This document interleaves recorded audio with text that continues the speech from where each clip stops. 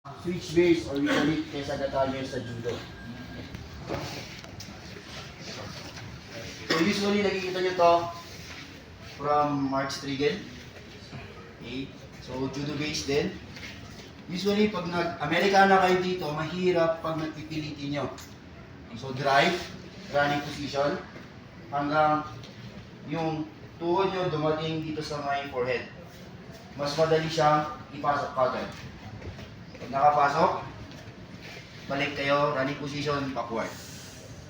Okay? So, wala na kayong aatrasan. So, from here, pag naka-secured na to, okay, secured, then hips up lang. Okay, once more. Pag nakakaya sa gatame, down. So, mahirap, meron yung tao.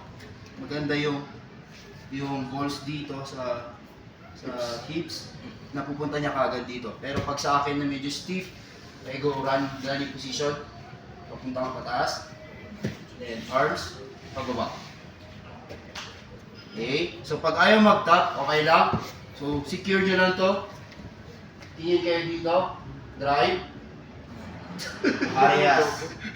Okay, same Americana, then drive.